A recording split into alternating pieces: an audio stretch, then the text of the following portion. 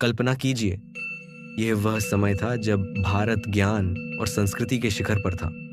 गुप्त वंश का स्वर्णिम काल, लगभग 1500 साल पहले। इसी काल में स्थापित हुआ नालंदा विश्वविद्यालय, जो सिर्फ एक शिक्षण संस्थान नहीं बल्कि एक जीवंत सभ्यता था। नालंदा विश्वविद्यालय, जहां 10,000 से भी अधिक छात्र और 2,000 से अधिक शिक्षक एक साथ रहते थे। यहाँ का हर कोना ज्ञान से आलोकित था। दर्शन, गणित, विज्ञान, चिकित्सा, खगोल शास्त्र, भाषा विज्ञान और तंत्र विद्या, हर क्षेत्र में यहाँ अद्वितीय ज्ञान का सृजन और विस्तार होता था। नालंदा की प्रसिद्धि इतनी थी कि दुनिया भर से विद्वान यहाँ आने को लालायित रहते थे। भारत, तिब्बत, चीन, जापान, कोरिया, ग्रीस और फारस से छात्र यहाँ अध्ययन करने आते थे। ये ऐसा समय था जब ज्ञान का प्रकाश भारत से पूरी दुनिया में फैलता था। यहाँ एक भव्य पुस्तकालय था जिसका नाम था धर्मगंज। ये केवल एक साधारण पुस्तकालय नहीं था, बल्कि 3 विशाल भवनों में विभाजित था। रत्न सागर, रत्नोदधि और रत्नरंजक। माना जाता है कि इसमें लाखों ग्रंथ रखे हुए थे, जो सदियों के ज्ञान और साधना का परिणाम थे। यहाँ का वातावरण इतना पवित्र था कि लोग कहते थे कि नालंदा में विद्या की देवी स्वयं वास करती थीं। लेकिन कहते हैं ना, जब प्रकाश चरम पर होता है, तब अंधकार उसे मिटाने की कोशिश करता है। वर्ष 1193 ईस्वी, इतिहास में एक ऐसा काला अध्याय जिसे कभी भुलाया नहीं जा सकता। उस समय भारत पर गौरी साम्राज्य के सेनापति बख्तियार खिलजी का आतंक छाया हुआ था।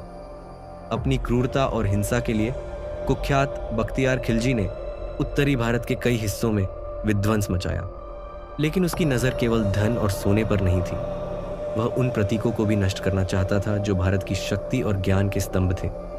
जब उसे नालंदा के महान पुस्तकालय और विद्वानों की ख्याति के बारे में पता चला, तो उसने इसे नष्ट करने का आदेश दिया। कहते हैं कि एक बार खिलजी बीमार पड़ गया था। उसके दरबारियों ने उसे नालंदा के विद्वानों से सलाह लेने को कहा, क्योंकि वे आयुर्वेद और चिकित्सा में पारंगत थे। लेकिन खिलजी ने उनका मजाक उड़ाते हुए कहा, अगर इनका ज्ञान इतना महान है तो वे मुझे बिना दवा के ठीक क्यों नहीं कर सकते। उसके मन में विद्वानों और ज्ञान के प्रति नफरत और भी बढ़ गई, और इसी नफरत के कारण उसने नालंदा पर आक्रमण कर दिया। नालंदा, जो सदियों से ज्ञान का प्रतीक था, अब विध्वंस का शिकार बनने जा रहा था। खिलजी की सेना ने पुस्तकालय और भवनों को आग के हवाले कर दिया। कहते हैं कि नालंदा के पुस्तकालय में इतनी पांडुलिपियां थीं कि वह आग 3 महीने तक जलती रही।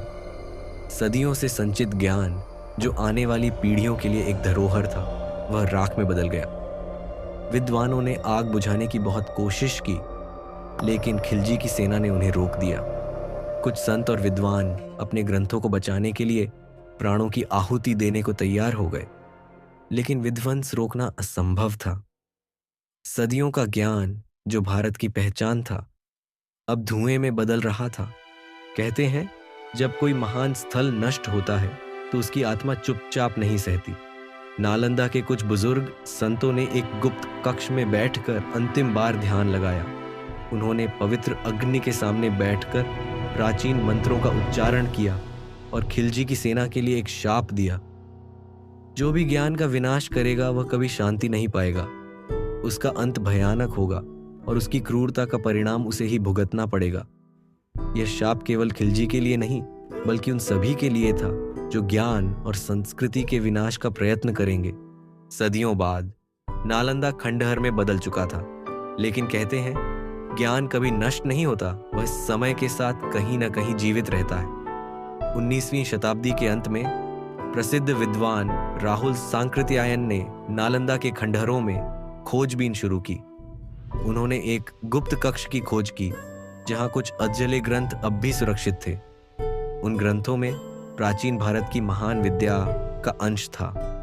राहुल सांकृत्यायन ने इन ग्रंथों को पुनर्जीवित करने का प्रयास किया और दुनिया को यह संदेश दिया कि नालंदा की आत्मा अब भी जीवित है।